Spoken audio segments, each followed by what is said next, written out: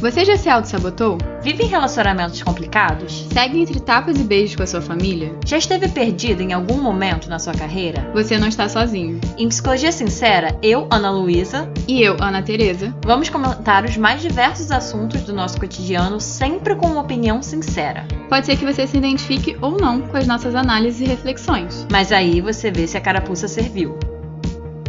E aí, gente, bem-vindos a mais um episódio do Psicologia Sincera. Hoje a gente vai voltar com o nosso quadro de entrevistas, que quem já acompanha aqui o canal e o podcast sabe que todo primeiro episódio do mês é uma entrevista com alguém que domina algum tema que nem eu, nem a Ana Luísa poderíamos estar falando aqui para vocês.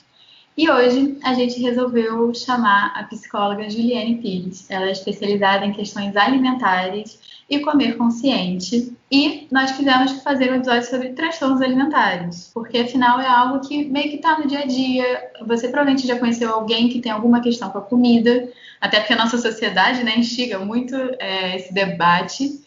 E por isso eu vou convidar aqui a Ana Luísa e a Juliane para falarem um pouco como surgiu a ideia desse episódio. Gente, essa ideia surgiu, na verdade, assim, foi muito interessante, né? Porque essa ideia do quadro de entrevistas surgiu há um tempo, e aí eu e a Ana Tereza, a gente ficava pensando, então a gente quer chamar fulano, então a gente quer falar sobre sei lá o quê. E a gente começou a falar disso, eu tava no início, assim, da minha formação. Inclusive, eu e Juliane nos conhecemos porque fazemos formação em Gestalt Terapia juntas. E eu falei, assim, aleatoriamente, sem nem consultar a Juliane, falei, eu tenho uma menina lá da minha formação que ela fala no Instagram dela sobre transtornos alimentares, sobre questões alimentares, sobre comer consciente e tal, eu acho que é uma boa. E aí ficou ali na nossa listinha. E aí a gente chamou a Juliane, né, esse mês para vir falar com a gente, sendo que é muito curioso, porque, na verdade, a gente não sabia que no mês de junho é o dia da conscientização dos transtornos alimentares, né, Juliane? E eu achei muito sensacional isso, assim, muito... A gente se encontra quando a gente tem que se encontrar. Isso aí, eu fiquei lisonjeada pelo convite. Muito obrigada, meninas. É um tema que eu gosto muito de falar, eu falo no meu Instagram. Desde a faculdade, eu estudo o tema, pesquiso o tema, e é um assunto que me interessa muito. Então, falar sobre aqui com vocês vai ser um prazer, está sendo um prazer. Então, e aí a gente achou legal falar para vocês, né, que estão ouvindo, algumas estatísticas sobre transtornos alimentares, porque como a Ana Tereza falou, é um tema que eu sinceramente, eu não sei vocês, meninas, mas eu não vejo sendo muito falado, não. Sendo que acho que deveria, né, porque segundo a OMS, cerca de 4,7% dos brasileiros sofrem de transtornos alimentares, sendo que na adolescência esse índice chega até 10%. E aí, além disso, segundo a OMS também, 4,7% da população sofre de transtorno de compulsão alimentar, e esse número é quase 2 vezes maior que a média mundial, que gira em torno de 2,6% da população. E aí, no Brasil, né, a incidência maior é em mulheres de 14 a 18 anos. A gente não vai entrar muito no episódio sobre isso, mas já dá um episódio inteiro pra gente falar por quê, né, que a incidência é maior em mulheres. E o perfil mais comum de pessoas afetadas por esses transtornos é adolescentes e adultas do sexo feminino, e a prevalência média homem-mulher é de aproximadamente 1 para 10. O que é bizarro, né, da gente pensar. E aí, Juliane, a gente tá falando aqui de transtorno alimentar, mas eu não sei se todo mundo que tá ouvindo sabe a definição, assim, que é um transtorno alimentar. Os dados são assustadores, né? Então, eu acho por isso que a gente precisa falar cada vez mais sobre o tema para informar cada vez mais pessoas.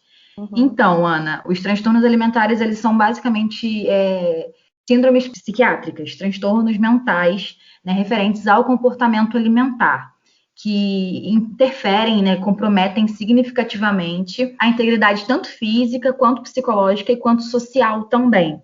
A gente tem os principais transtornos alimentares, que são anorexia nervosa, bulimia nervosa e transtornos de compulsão alimentar, que são os mais conhecidos e os que têm uma maior incidência. Como é que a gente sabe, assim, identificar, né? Quais são esses sinais de cada um desses transtornos? Então, vamos começar então pela anorexia nervosa.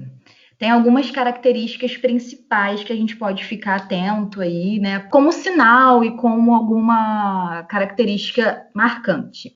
Temos 3, basicamente, características que sinalizam isso. A restrição de uma ingesta calórica, então a pessoa ela se recusa mesmo a se alimentar pelo medo de ganhar peso, né? O medo de engordar. Então, isso que leva essa pessoa a restringir excessivamente, drasticamente a alimentação, e um distúrbio na maneira com que ela vivencia o peso e a própria forma corporal. Então, esses 3 são características principais da anorexia nervosa. Eu até estava pensando, eu lembro que a gente falou um pouco sobre isso, né, na reunião que a gente fez para planejar esse episódio, e isso foi um choque para mim. Na verdade, não foi um choque, mas é muito interessante que até nossa sociedade usa muitos desses diagnósticos de uma forma, não é nem necessariamente pejorativa, assim, mas como jogando de qualquer forma, né? Tipo, fulana tá anoréxica, como se quisesse dizer que ela tá muito magra. E uma dúvida minha que eu até tinha, né, e você até já me respondeu com essa sua resposta agora sobre anorexia, que eu achava que só uma magreza muito intensa era suficiente para diagnosticar uma anorexia, mas pelo visto tem a ver com realmente a pessoa buscar essa magreza. Uma coisa que eu também acho legal de mencionar, que me veio também muito à cabeça, é que muitas vezes as pessoas reforçam, tipo, você tá magro, que bom, você tá tão lindo, de vez em quando a pessoa, tipo, tá sofrendo horrores, não tá deixando de comer, tá deixando de fazer um monte de coisa, e como a pessoa, né, com diagnóstico da anorexia pode estar recebendo reforço de continuar na anorexia. Eu estava lembrando daquele filme, O Mínimo para Viver, e que eu lembro que nessa época que a atriz, eu não lembro o nome dela, mas Acho ela... que é a Lily Collins. Isso.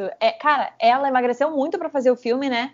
E teve toda uma polêmica, que na época ela foi super elogiada, sendo que, gente, quem já assistiu esse filme, inclusive, é uma super recomendação. Juliane já até fez uma live falando sobre esse filme. Gente, vai ver que ela tava, assim, muito magra. Ela tava, assim, de uma forma realmente, claramente doentia, né? Claro que ela fez isso pro filme, mas eu digo assim, é muito bizarro ver que as pessoas elogiam isso como bonito, né? É isso mesmo, Ana, como você falou, né? A questão do peso. O peso também entra como um critério diagnóstico. Quando a gente vai fazer um diagnóstico formal da anorexia nervosa, a gente leva em conta, sim, o peso, IMC e tudo mais. Mas temos outras características, né, que levam e que fazem esse diagnóstico também estarem ali como anorexia. E uma coisa muito bizarra mesmo, né? Como esses comentários sobre o corpo, sobre a magreza, impactam e são cruéis, assim, né? Porque a gente não sabe a real o que está acontecendo ali com essa pessoa, né? Então você pode estar reforçando um comportamento anoréxico, comportamento bulímico, quando na verdade isso é uma doença, né? Eu tava até lembrando, eu não sei se foi aqui, eu acho que foi aqui no podcast, em algum episódio lá no início, que a gente falou alguma coisa sobre isso, sobre fazer comentários. Eu não sei, gente, eu tô achando que foi aqui, mas pode não ter sido. Mas que basicamente o que eu fico pensando é, cara, pra que comentar o corpo da pessoa, né? Seja até pra elogiar que a pessoa emagreceu, que a pessoa engordou. Gente, só não comentem. A não ser que vocês tenham uma intimidade muito, muito, muito grande e olhe lá, sabe? Qual é a necessidade de a pessoa ter emagrecido ou ter engordado e você falar, nossa... Você pode só falar, nossa, você tá linda, independente do tipo... Isso abre para uma discussão enorme, né, em relação a isso. Geralmente o corpo elogiado é um corpo que emagreceu, né? É um corpo magro. Então a gente abre aí para N discussões sociais e culturais em relação a isso. E vou trazer algumas consequências, né, vamos dizer assim, da anorexia, algumas complicações que um quadro de anorexia ele pode apresentar, né? Devido a esse baixo peso que a gente falou, né? E algumas vezes o comportamento purgativo, que é de vomitar, enfim, podem gerar complicações e consequências no estado fisiológico, né, dessa pessoa. Então, alterações no ciclo menstrual. Algumas meninas param de menstruar. Alterações, por exemplo, na quantidade de pelos que nascem. Nesse filme que você falou, Ana, aparece muito isso, né? Um exame que a protagonista vai fazer um exame para avaliar como é que tá. O médico pontua a questão dos pelos, então há uma alteração nisso também. Há alterações cardíacas, respiratórias, então não é um transtorno bobo, né? Entre aspas. Ele traz consequências sérias, fisiológicas, né? Corre risco de vida, né? Tem algo a ser olhado aí. Causa prejuízo para essa pessoa, tanto no sentido da integridade física, né? Como eu pontuei, quanto na integridade psicológica, social. Muitas vezes essa pessoa, ela não sai para comer com as pessoas, com os amigos. Muitas vezes usa roupas largas. Tem uma consequência assim, né, de usar roupas largas por uma questão de se ver muito gorda, ou quando não se ver gorda, ver que alguma coisinha pode melhorar. Aqui tem essa barriguinha para perder. Quando essa pessoa não tem uma percepção totalmente distorcida da imagem, né? Ela tá magra e se vê no espelho gorda, ela se vê magra algumas vezes, mas com algumas coisas que estão demais, né? Parece que sempre tem alguma coisa de errado, né, com o corpo. E na verdade não é. Ela está extremamente magra e não é o que está acontecendo ali na verdade. E eu achei legal que você trouxe o impacto da anorexia no corpo, né? Porque se a gente parar para pensar, a pessoa não está ingerindo nutriente e o corpo tem que reagir de alguma forma, né? Porque o corpo vai tentar sobreviver. Exatamente.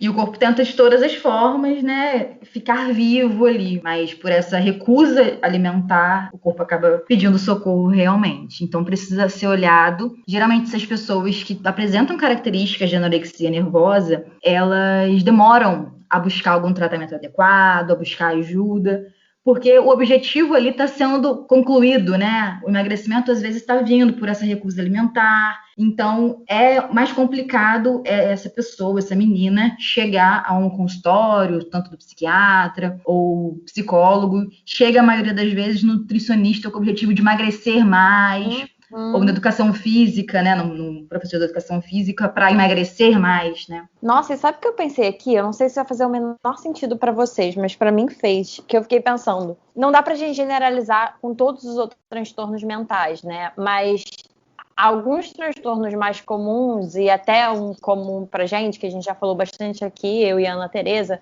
por exemplo, os transtornos de ansiedade. Num geral, assim, é difícil buscar ajuda de qualquer forma, em qualquer transtorno, por inúmeros motivos que não cabem a gente entrar muito aqui. Mas eu fiquei pensando muito em relação a isso que você falou, Juliane, de que a pessoa tá alcançando o objetivo dela. E aí eu fiquei pensando, que interessante, né? Porque, por exemplo, eu com meu transtorno de ansiedade generalizada e algumas crises de pânico pontuais, eu quero me livrar disso a todo custo. Então, por mais difícil que seja procurar ajuda, para mim faz sentido esse procurar ajuda porque eu quero me livrar. Aí eu tô pensando, gente, como que deve ser difícil para uma pessoa com transtorno alimentar, porque ela tá alcançando algum objetivo ali, e tudo bem, mesmo que seja nítido, nem sei se sempre é nítido para a pessoa o prejuízo que ela tá tendo, mas assim, ela tá ganhando alguma coisa com isso, né? Ela tá ganhando algo ali que ela quer, que é essa magreza, enfim, inalcançável.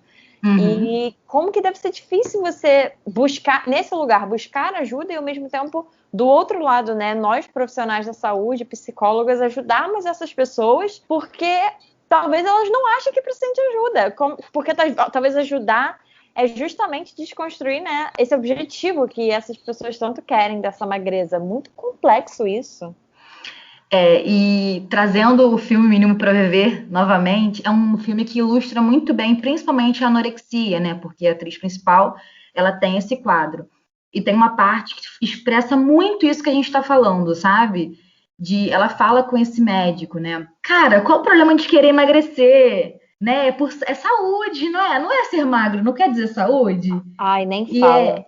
E é justamente essa ideia, né? Então, por isso que essa dificuldade, essa resistência a buscar tratamento. Então, por isso, né? Já dando um spoiler aí do que vem, é importante os amigos, a família estarem ali atentos e se informando sobre esses assuntos, essas características. E a bulimia, né? Que você falou, Juliane, um pouco que você queria focar em 3. E como é que a gente consegue identificar que uma pessoa está sofrendo de bulimia?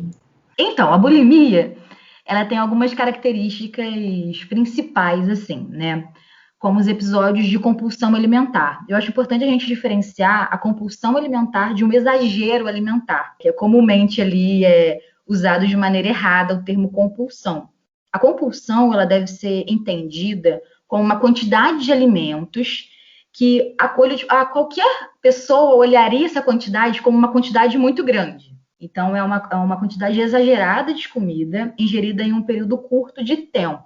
E seguido de métodos e comportamentos compensatórios, né? Recursos para impedir que essa pessoa ganhe peso, né? Então também tem esse medo de engordar que leva a essa pessoa desenvolver ali alguns comportamentos compensatórios e purgativos, como por exemplo, vômito autoinduzido, uso indevido de laxantes, fazer jejum a fim de compensar aquela compulsão, prática de exercício físico em excesso para compensar. Eu ia perguntar exatamente isso, né? Que eu acho que é bulimia também, que é algo que é pouco falado, mas quando é falado, a gente escuta geralmente relacionado a só um comportamento de induzir o vômito, né? Mas não, tem outros comportamentos compensatórios, pelo visto, então, que entram nisso da bulimia, né?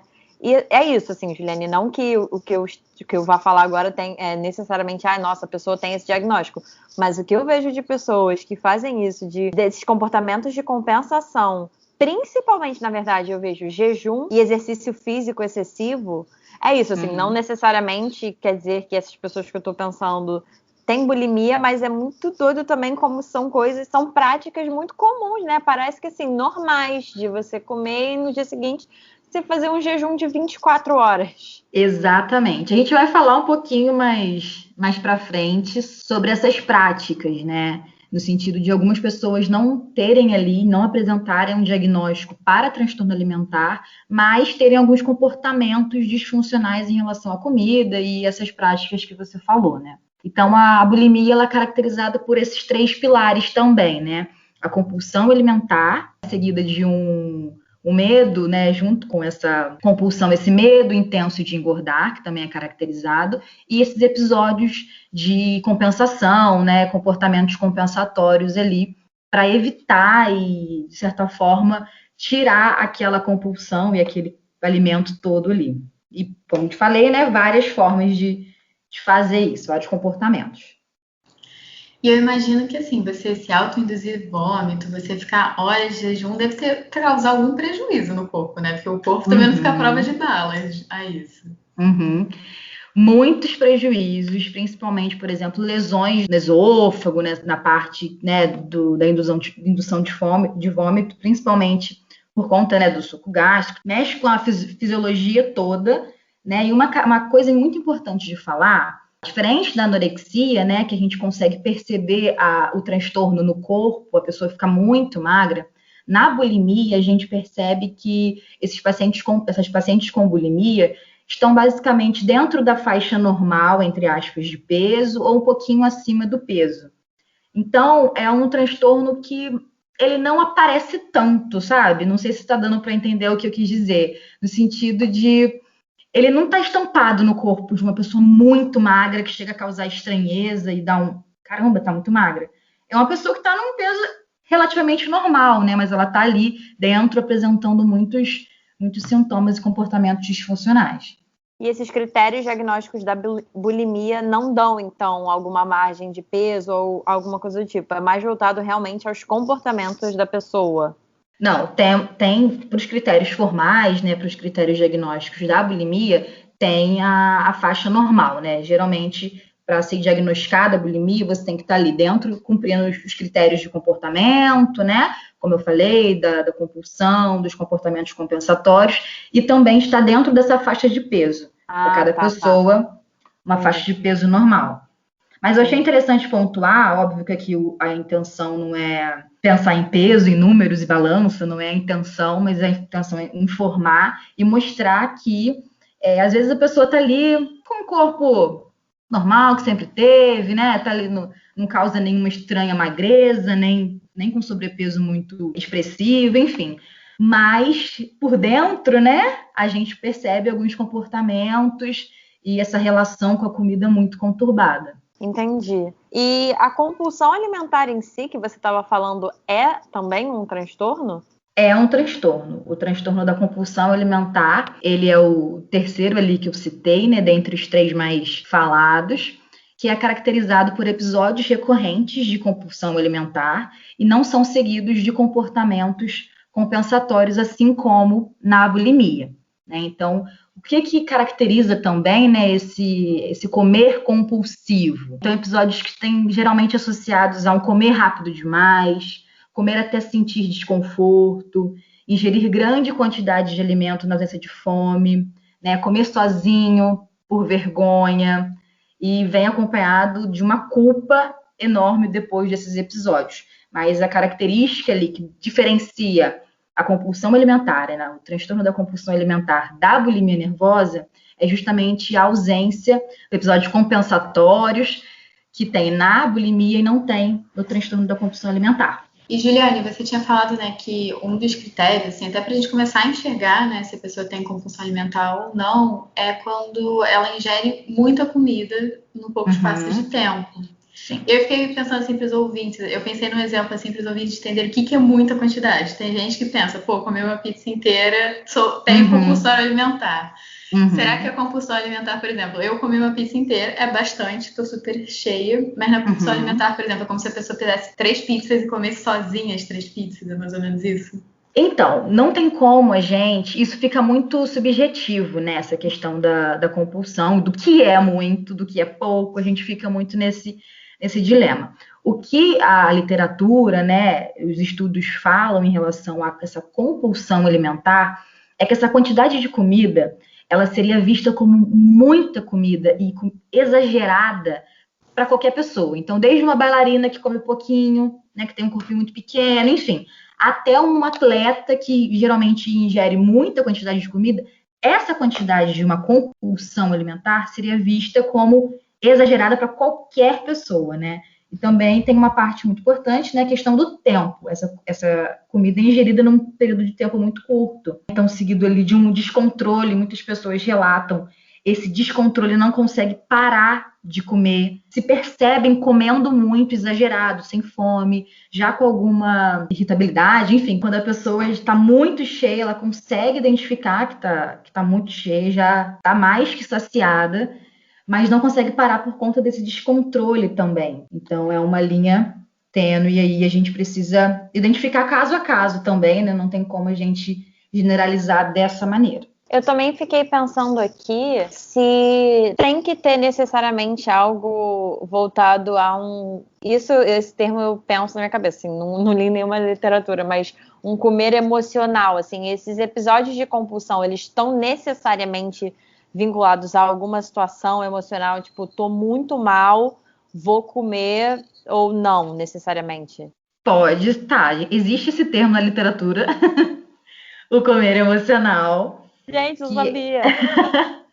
Que é justamente a gente utilizar a comida como recurso para lidar com as nossas emoções, né? E isso, o comer emocional, ele pode ser um desencadeador de uma compulsão alimentar, sim, mas não necessariamente a pessoa que come para lidar com as emoções tem uma questão, um transtorno alimentar, entendeu? Mas existe sim esse conceito, e já falei no meu Instagram, é um assunto bem falado, porque de fato a gente muitas das vezes é ensinado, e a única maneira com que a gente aprendeu de lidar com as emoções é comendo, né? E isso desde a infância. Então, existe realmente isso, e pode sim ser usado ali como gatilho, como primeiro passo para desencadear alguma compulsão alimentar. Entendi. Eu mesma sou assim um pouco, assim, tô triste, eu mereço um chocolatinho hoje. Uhum. Mas eu tô feliz, mas aí eu vou sair para comer uma coisa gostosa com quem eu quero comemorar. Sempre envolve comida, seja para tipo alguma coisa positiva, né? Eu vou sair com meus amigos, é para um restaurante. Uhum. É sempre alguma coisa relacionada à comida. A nossa sociedade, né, instiga muito isso, né? A reunião, o socializar com a comida junto. Uhum. Eu tava até lembrando também de uma vez com a minha psicóloga que a gente tava falando sobre isso, sobre comemorar e tal. E ela apontou isso. Ela falou, nossa, interessante que você falou, né, que parece que realmente as minhas comemorações são pela comida. Tipo, eu amo pizza, gente. Meu Deus. E aí, quando eu tenho que comemorar alguma coisa, eu me dou uma pizza. E é muito interessante, né? Assim, só que uma coisa que eu fiquei pensando é até que ponto isso deve ser problematizado, até que ponto isso não deve ser problematizado. Eu confesso que eu não tenho uma resposta certa, assim, mas eu fiquei pensando, putz, até que ponto é legal também, né? O nosso comer tá tão vinculado, assim, ao emocional, mas ao mesmo tempo, como é que a gente se desconstrói disso? Mas aí dá aquele medo, meu Deus, mas será que isso é um primeiro passo para um transtorno alimentar? Enfim, várias coisas, né? Eu acho que não tem resposta certa mesmo, não tem como a gente saber até que ponto, até essa linha aqui é saudável e não é. Mas eu acho que a gente pode olhar pelo viés de se isso tá te gerando sofrimento, já tá um pouquinho disfuncional. Preciso olhar para isso, sabe? Porque é normal, a nossa fisiologia também, né? A gente vai além do nosso aprendizado, da gente ter, né, trazer isso da família, de comer, de comemorar com a mesa cheia, não sei o quê, almoço de domingo. É da própria fisiologia, né? Liberam hormônios que despertam prazer. Quando a gente come um doce, uma pizza, então é fisiológico também. A gente não pode negar isso e falar, não coma, é para ficar feliz, né? Mas o problema que eu percebo é quando isso se torna a sua única forma de lidar com as emoções e quando isso te gera algum prejuízo. Seja ele físico, seja ele emocional, isso está te deixando muito culpado, está te gerando sofrimento. Eu acho que aí a gente precisa acender uma luzinha de alerta para esse comer emocional. E eu achei muito interessante que você trouxe que existe essa relação com a comida, e eu fiquei pensando aqui que tem gente que é diagnosticada com transtorno alimentar, mas existe gente que tem uma relação meio difícil com a comida, mas não chega a fechar um diagnóstico? Eu ia falar isso, né? Porque eu acho que uma coisa importante de falar para os nossos ouvintes, tanto desse episódio quanto de qualquer outro episódio que a gente fala de diagnósticos, é que a gente não precisa de um diagnóstico para talvez nos confirmar, né? E para nos confirmar que a gente está com algum problema relacionado a algo. Você não precisa estar com todos os critérios da síndrome do pânico para você estar, por exemplo, sofrendo de alguma coisa relacionada a uma ansiedade exacerbada. E aí, nesse caso, né, eu tô pensando nisso, assim, às vezes alguém que tá ouvindo não tá dentro de todos os critérios de alguns desses transtornos, mas às vezes ainda tem alguma questão importante de ser olhada com comida, né? Então eu acho que é importante de fazer esse alarde assim para vocês. Estão ouvindo, mesmo se vocês não têm diagnóstico, não significa que vocês não têm algo para ser cuidado e algo para ser olhado, mas então tem essa diferença, né, Juliane, de um transtorno alimentar, mas também um que você chamou, que eu achei ótimo, de comer transtornado. É exatamente o que você falou. Eu falo isso em todas as lives que eu faço, qualquer lugar que eu vou, eu vejo a oportunidade de falar isso, eu falo. De que não precisa esperar chegar num extremo, num diagnóstico, ter um nome, né? Eu falo de... Não precisa ter um nome para você olhar para isso. Não precisa ter um nome para você buscar ajuda e falar, cara, tá estranho o negócio aqui, não tá saudável, não tá leve. A nossa relação com a comida, ela tem que ser prazerosa, leve, né? Se está gerando sofrimento, se está gerando culpa, eu já posso começar a olhar para isso, busco alguma ajuda, compartilhe com alguém isso, porque não precisa e nem deve chegar a ter um nome ou um diagnóstico. E o que eu chamo de comer transtornado, não sou eu que inventei esse nome, esse nome é dado, né, na literatura, para conjuntos de atitudes em relação à alimentação que são disfuncionais. É importante falar, né, que o comer transtornado ele não entra como um transtorno alimentar. A gente pode entender alterações na alimentação como um espectro. A gente consegue perceber na extremidade ali os transtornos alimentares, com sintomas muito intensos, com complicações muito intensas, né? Mas a gente tem ali variações de intensidades dentro desse espectro. E o comer transtornado a gente pode entender como uma variação um pouco menor do que os transtornos alimentares em si. Então, essas atitudes, né, que eu falei aqui, esse conjunto de atitudes disfuncionais em relação à alimentação, eu posso descrever algumas e eu vou explicar para vocês o que isso aqui, né, quer dizer. Um dos principais comportamentos desse comer transtornado, desse conjunto de atitudes, é a dieta. Sim, a dieta não é algo natural de ser feito, né? Acho que a dieta foi banalizada e naturalizada. É uma restrição alimentar, sem nenhuma prescrição, sem nenhuma necessidade nutricional, médica, né? Hoje em dia, quando se fala disso, né? Como assim? Dieta não é normal? Hoje em dia parece a coisa mais normal do mundo, né? Vou começar uma dieta segunda, é isso aí. Vive-se de dieta. Então, é um comportamento disfuncional. Como é que é isso? Se relacionar com a comida sempre restringindo algum alimento, algum grupo alimentar, né? E aí a gente tem além da dieta, a gente tem a restrição alimentar, né? O exagero, o descontrole, a compensação, a necessidade de controle extremo com os alimentos, né? Igual você falou da compensação do jejum, do exercício físico. Ai, comi demais, vou fazer mais 1 hora de esteira, né? E é óbvio que eu estou citando aqui comportamentos que eles precisam ser olhados dentro de um contexto. Eu não posso pegar, por exemplo, uma pessoa e olhar só o comportamento de dieta e falar, comer transtornado. Ah, eu tenho comer transtornado. Até porque não é um diagnóstico, não é um nome, assim. Mas, enfim, é preciso olhar para esse comportamento dentro de um contexto e entender o que esse comportamento está te gerando. Cara, eu fico muito mal, porque aí eu sinto a necessidade de compensar, eu sinto a necessidade de não comer na próxima refeição, porque eu tô muito mal. Então tem um sofrimento ali também. Né? Então não é só simplesmente pensar esse comportamento, essa atitude, e aí falar que é um problema, né? Precisa ser olhado numa lupa, assim, olhar, né? Para ver que as coisas não estão tão bem.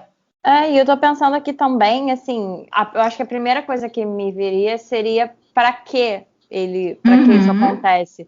Me vem muito essa coisa do jejum, assim. Eu falo do jejum, gente, porque tem muitas pessoas que eu conheço que fazem isso, assim. Ah, não, porque eu comi e tal, então eu vou fazer um jejum aí de 20 horas ou fazer um dia só tomando chá. E assim, eu não sei, eu não me sinto muita vontade também de sair aqui falando, ai, que horrível e tal, porque, não sei, às vezes faz parte de alguma coisa que eu realmente não conheço, não faço a menor ideia, então quem sou eu pra falar? Mas ao mesmo tempo me causa uma estranheza. E aí a primeira coisa que me vem é, pra que a pessoa tá fazendo isso? Pra que esse jejum? Pra que passar um dia inteiro só tomando chá? Ou, sei lá, 2 dias, um final de semana só tomando chá. E tudo bem, a pessoa pode falar, pra emagrecer, mas vem de novo, pra quê? Pra quê? Pra quê? Pra quê? Pra quê? Até a gente chegar. Exatamente. Vocês falaram dessa questão do jejum, né? Eu queria até indicar aqui um episódio de uma série da Netflix chamada Indústria da Cura, que cada episódio eles falam de uma indústria diferente, assim, e uma delas é a indústria do jejum, que tá super em alta agora. E eu gosto desse documentário que eles fazem o lado bom de pessoas que têm resultados legais com o negócio e pessoas assim que se ferram totalmente fazendo o negócio, porque acaba que a gente precisa de um auxílio médico quando a gente vai testar essas coisas. A gente tá falando do jejum aqui, a gente fala daquele jejum que a pessoa simplesmente acorda e tira da cabeça. Eu vou fazer jejum. Tipo, não tem nenhuma indicação médica, não tem ninguém ali monitorando como é feito, né? Essa relação com a comida até, que é um pouco prejudicial. Falando do jejum, eu acho importante a gente lembrar, assim, né, que esse jejum ele deve ser olhado, assim como todos os outros comportamentos, pelo um contexto, dentro de um contexto. Então, por exemplo, quando você come muito no almoço de domingo, né? Então teve aquele almoço de domingo, sobremesa, aquela comida diferente, especial. Dificilmente você vai sentir fome 2 horas depois, né? Você vai demorar um tempo ali para sentir uma fome. Isso, querendo ou não, é um jejum, né? Provavelmente você pode, não, dependendo da hora do almoço, que foi a quantidade que você comeu, você não vai jantar. Então, é um jejum, mas é um jejum natural. Você está respeitando o seu corpo, você está escutando as suas sinalizações ali. Não é, eu não jantei porque eu comi muito no almoço e quero emagrecer e estou com medo de engordar. É diferente, né? Então, são assim... É importante a gente olhar para o contexto, né? Olhar para o jejum e falar, o jejum é horrível. Se você faz jejum, você tem uma relação horrível com a comida, você tem um comer transtornado, não sei o quê. Não é olhar o contexto. Tá, para que você está fazendo jejum? Por que você não vai jantar? Ai, não, nossa, eu comi muito, não tô com mínimo de fome, tô com 0 fome. Saudável, né? Você está respeitando o seu corpo, escutando. Então, é importante ter esse tato de identificar ali esse contexto, os praquês, né, Ana, que você falou aí. Muito, muito legal. E uma coisa que eu fiquei pensando também sobre o contexto, que me veio do nada e eu falei, gente, verdade, por exemplo, religiões que fazem jejum, Exatamente. né? Então, isso é um contexto completamente diferente. E aí, outra coisa importante falar, eu espero que vocês já tenham entendido, ouvintes. Estamos falando de pessoas que não estão nesse contexto, né? Por exemplo, um contexto de uma religião que pratica jejum, né? Aí é outro contexto completamente diferente. Então, isso que você falou realmente faz muito sentido. É a gente olhar aquilo dentro de um contexto. E eu acho que, no geral, os diagnósticos são assim, né? A gente olhar dentro de um contexto. Exatamente. Não pode tirar a pessoa ali, botar numa bolha, né? E ignorar todo o contexto. A gente precisa entender muito isso. E, Juliane, eu fiquei um pouco curiosa, assim, que a gente está falando aqui do diagnóstico, como a gente identifica, e surgiu a dúvida. Como é que esses transtornos, assim, se desenvolvem? Tem uma causa, tem motivos, tem um contexto que, né, a gente está falando? Super a ver aí do tema que a gente acabou conversando, né?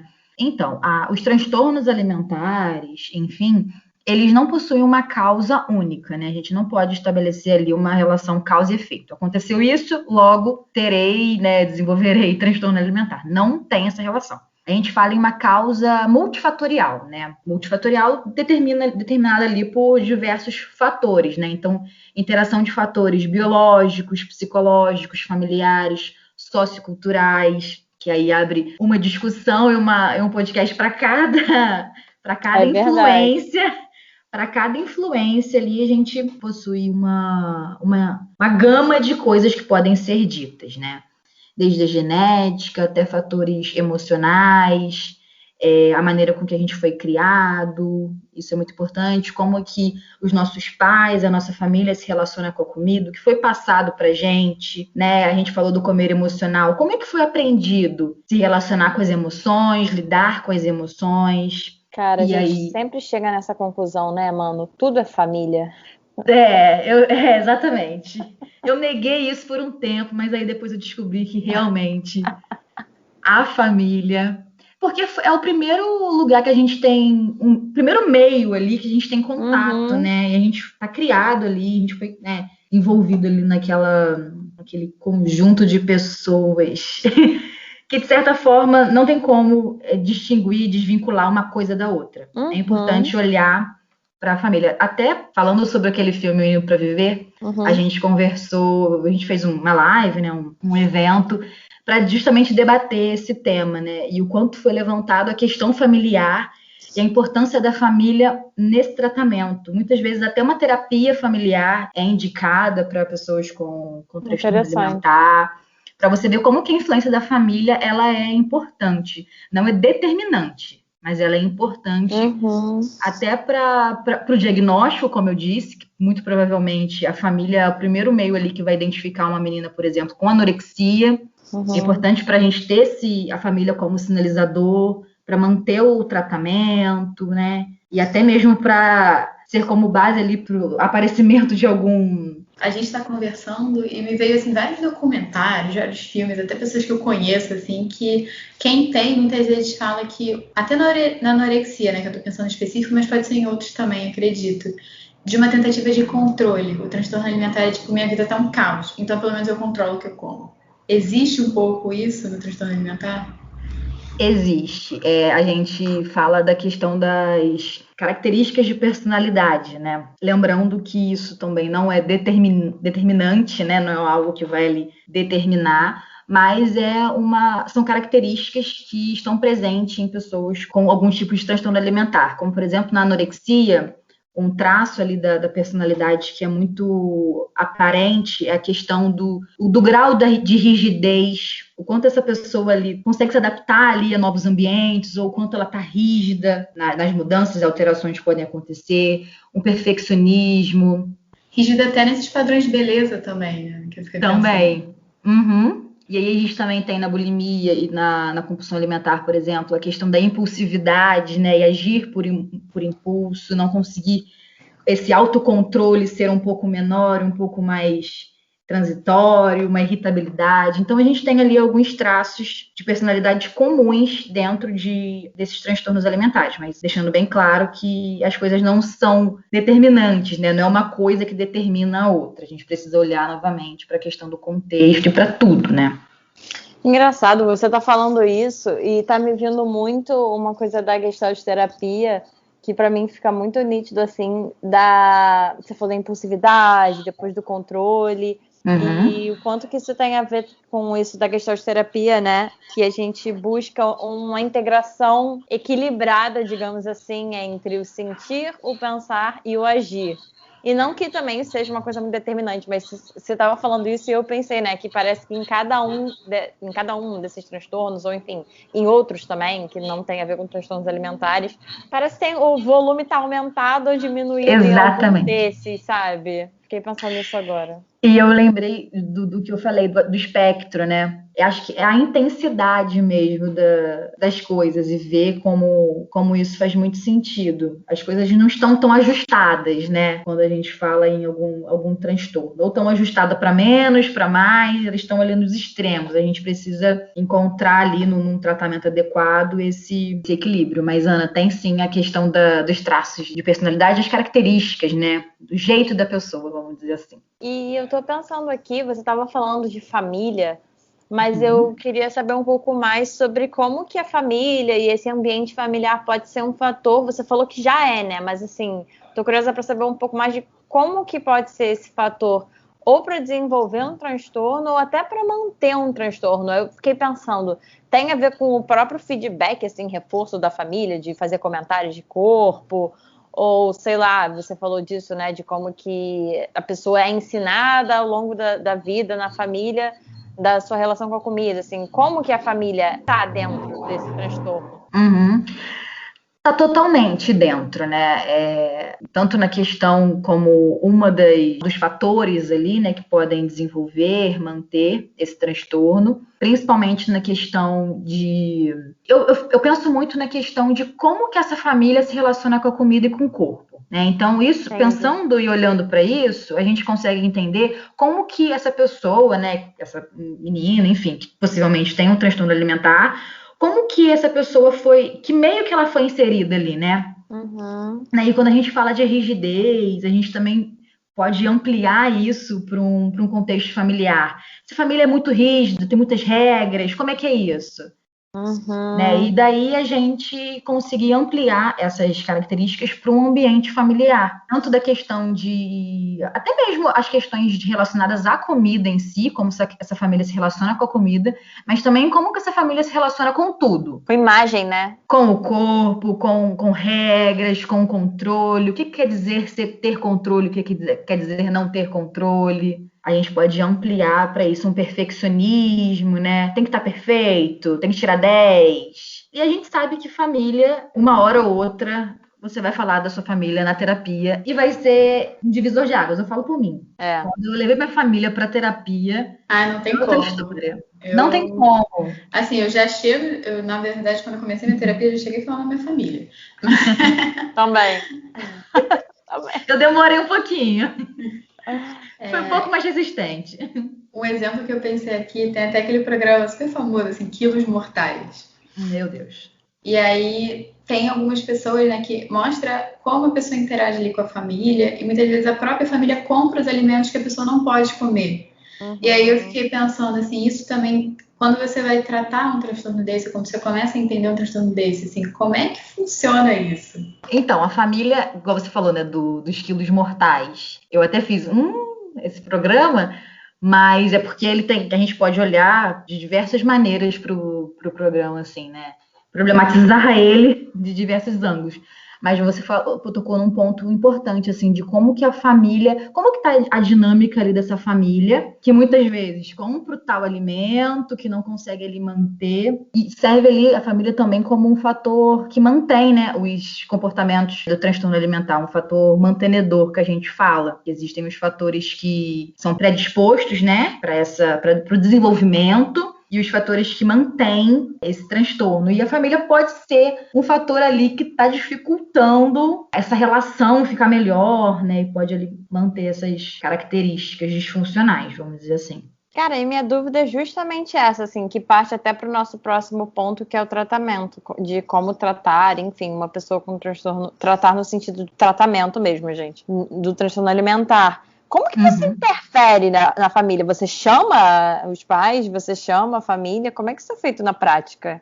É um tratamento complexo, né? Então, devido a essa questão da multifatoriedade ali, muitos fatores que influenciam, a gente precisa olhar para essa pessoa de novo, dentro de um contexto e olhando e interferindo nesses aspectos. Então, no aspecto nutricional, psicológico, alguns casos psiquiátricos precisam de alguns medicamentos, principalmente no caso de bulimia e compulsão alimentar, aí alguns medicamentos para impulsividade, enfim. Mas os tratamentos psicológicos, né, terapia e psiquiatras e nutricionistas são os principais. E aí a gente como interfere na família, né? Como eu disse, em alguns casos é indicado uma terapia familiar, então é muito caso a caso, alguns só com uma intervenção ali com o próprio paciente, né, no desenvolvimento ali da terapia, mas é um tratamento muito complicado, é uma clínica, né, difícil e que exige ali passos, porque, de fato, existe muitos fatores que mantêm,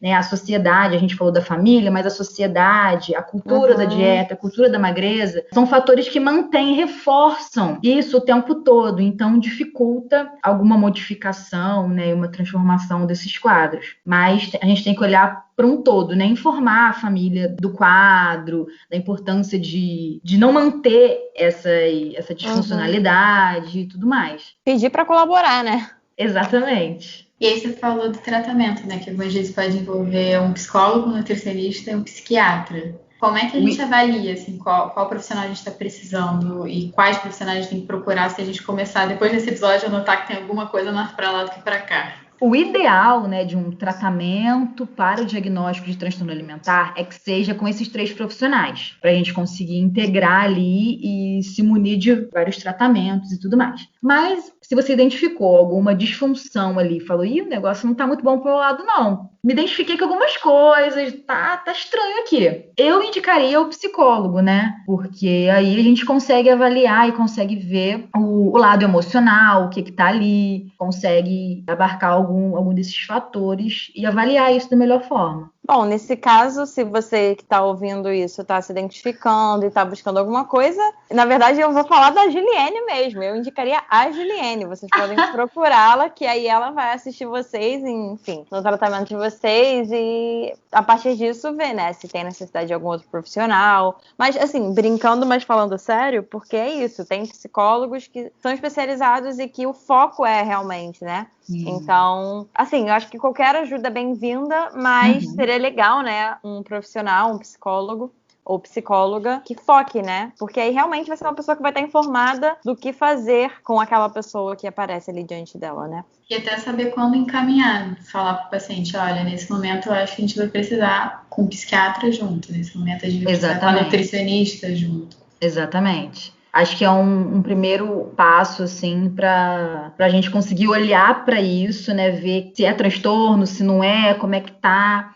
A gente consegue ver de diversos ângulos e fazer o encaminhamento possível ali, né? E agora eu pensei numa coisa prática, assim, para os nossos ouvintes. Eu tenho um amigo, eu tenho um familiar, eu tenho um conhecido que, por acaso, tem algum desses transtornos alimentares que a gente falou aqui bem desmiuçado. O que é o ideal para eu fazer para ajudar e o que é o ideal para eu não fazer? Assim, que acaba que a gente fica um pouco assim, até que ponto eu ajudo, como é que eu ajudo? Eu fiquei pensando assim, né, quando você falou. Para mim, a primeira coisa e a principal é se informar. Eu acho que quando a gente tem as informações, a gente sabe, a gente não precisa saber critério diagnóstico, a gente não precisa saber coisas técnicas, né? Óbvio que não. Mas se informar do que é transtorno alimentar, que é um transtorno sério, que tem riscos muito sérios, que tem consequências graves, tanto para o corpo quanto para o mental, para o emocional, né? Entender a complexidade e a importância de olhar para isso como algo sério, já é meio caminho andado, né? E escutar essas pessoas, acolher de alguma forma, né? Acho que quando você se informa e vê que isso é um transtorno e sério, você consegue ouvir de uma forma mais acolhedora. E daí você... Outro passo, né? Outra forma prática. Incentivar essa pessoa a buscar ajuda, né? Mas, para mim, a base disso tudo é você se informar. Não necessariamente estudar artigos, né? Óbvio que não. Mas você ir buscar informações e quando estiver passando na televisão, junho tá aí, né? A gente sabe ali provavelmente vai passar na televisão, enfim. E a gente se informar mesmo do que é e como... da complexidade disso tudo. Sabe o que eu fico pensando Você falou de se informar, né? Tem muitas formas mesmo, gente. Filmes, documentários, artistas que já passaram por isso. Tem tantas formas. E eu vou fazer um parênteses em relação a isso que a Juliane está falando sobre esse tema e sobre tudo, gente. Assim, me desculpa, mas eu acho que essa é a minha palavra que eu quero profetizar enquanto eu estiver viva, das pessoas se informarem sobre as coisas. Porque eu realmente acho que informação não necessariamente traz empatia, mas eu acho que muito de falta de empatia que a gente vê no mundo sobre transtornos alimentares e sobre qualquer questão, gente. Agora, seja questões, enfim, questões sociais, questões raciais, questões de sexualidade, de gênero, de transtornos mentais, assim, qualquer questão da sociedade que fuja da, entre aspas, normalidade, e que geralmente é julgado, ou visto como mimimi, ou visto como, muito exagero, nossa, pessoa dramática. Eu realmente tenho a impressão de que é falta de informação. Só que no sentido que as pessoas também não buscam informação. Elas sabem que existe, mas não buscam. E eu não posso falar por todo mundo, mas eu digo por mim, assim, quanto mais eu me informei das coisas, isso veio muito na faculdade de psicologia, e não foi só porque a faculdade de psicologia, sei lá, ensina a gente a ser empático. Não, gente. Para mim, é realmente porque eu me informei sobre várias subjetividades que eu não sabia. Assim, eu até sabia que existiam, mas eu nunca tinha parado para ouvir sobre, para estudar sobre, e junto disso nas aulas, ouvindo pessoas que tinham passado por isso. Eu acho que realmente quando você se informa sobre a existência de outras realidades diferentes da sua e vê, nossa, verdade, isso é muito sério. Nossa, eu não faço a menor ideia de como é passar por isso, mas pelo visto é uma coisa muito séria. Cara, para mim isso é o que traz, assim, a empatia e a compaixão, que eu acho que não deveria ser necessariamente a partir disso, mas eu acho que vem muito. Então, eu acho que esse exemplo da informação que você deu, Juliane, é sensacional, assim, do que fazer. Por que isso? Porque talvez com a desinformação é onde entra o preconceito, o julgamento. E eu posso falar por mim, que eu lembro quando eu compartilhei com um amigo, né, lá atrás, quando eu comecei a ter crises de ansiedade, e ele foi muito interessante, eu não pedi pra ele fazer nada, mas ele, dias depois que eu falei com ele sobre, ele me respondeu assim, eu tava pesquisando sobre isso e tal. E eu falei, gente, que amigo maravilhoso. Que fofo, maravilhoso. Tudo, sabe? E queria que todo mundo fizesse isso com tudo, né?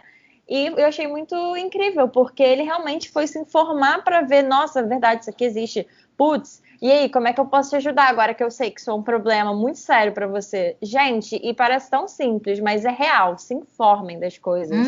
Acho que essa é a primeira coisa, porque aí vai para outro passo que você estava falando, né, Juliane? De a partir da informação, você tentar ajudar a pessoa a buscar uma ajuda profissional, né? E quando você estava falando, eu fiquei pensando muito assim, se informar para não falar besteira e passar vergonha, né? Porque, tipo assim, é brincadeira, mas é muita verdade.